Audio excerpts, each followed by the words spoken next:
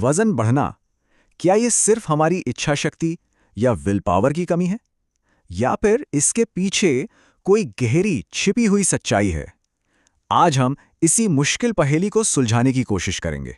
तो चलिए इस पूरी कहानी को समझते हैं।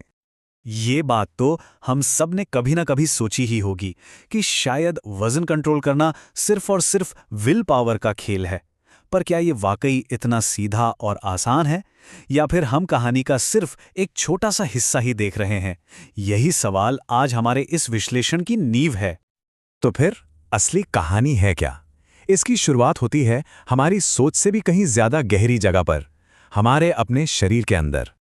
देखिए, सबसे पहले तो ये समझना जरूरी है कि वजन बढ़ना सिर्फ खाने पीने की चॉइस का मामला नहीं है। इसके पीछे एक पूरी की पूरी बायोलॉजी, एक गहरा विज्ञान काम करता है।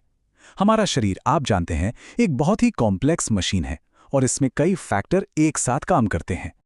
तो शुरुआत करते हैं जेनेटिक्स से।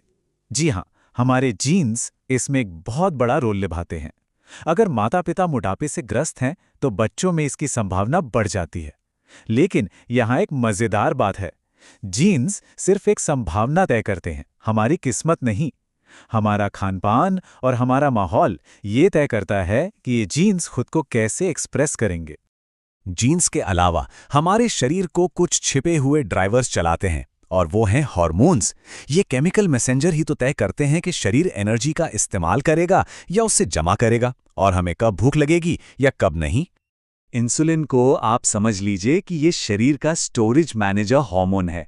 इसका मेन काम है फैट सेल्स को ये बताना कि भाई एनर्जी को फैट के रूप में जमा करो, और जो पहले से जमा है उसे बाहर मत जाने देना। और यहीं से एक खतरनाक साइकिल शुरू हो सकता है। सब शुरू होता है हमारे खाने से। जब हम बहुत ज्यादा मीठा और रिफाइंड खाना खाते हैं तो हमारे सेल्स इंसुलिन को, आप कह सकते हैं, इग्नोर करने लगते हैं। इसे कहते हैं इंसुलिन रेजिस्टेंस। इसके जवाब में हमारा शरीर और भी ज्यादा इंसुलिन बनाने लगता है, और ये बढ़ा हुआ इंसुलिन सारी एनर्जी को इस्तेमाल करने के बजाय सीधे फैट सेल्स में लॉक कर देता है। अब बात करते हैं लेप्टिन की।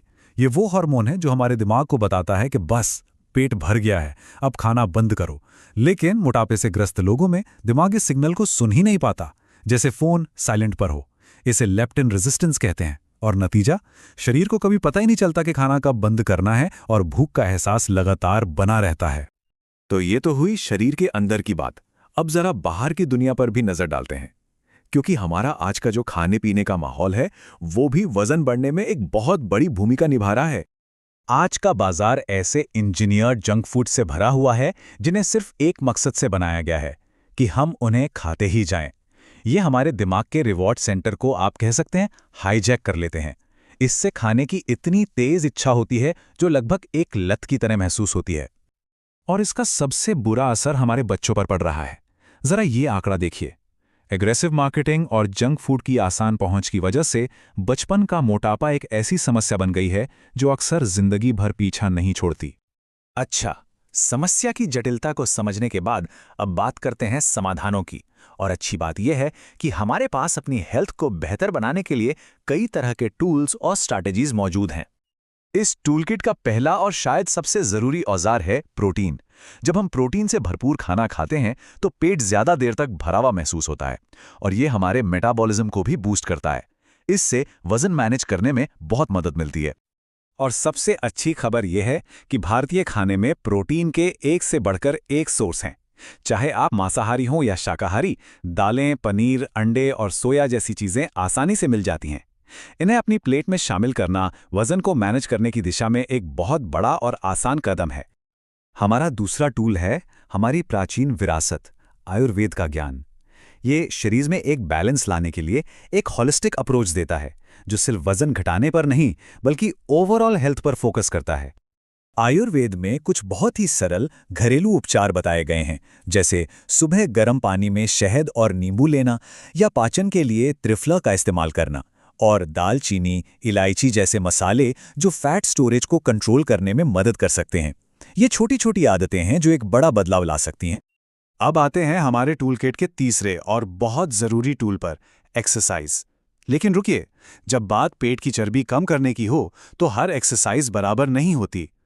ये जानना बहुत जरूरी है कि कौन सी एक्सरसाइज सच में काम करती है। ज्यादातर लोग सोचते हैं कि पेट कम करने के लिए क्रंचेस सबसे अच्छी एक्सरसाइज है, लेकिन ये एक बहुत बड़ा मिथ है।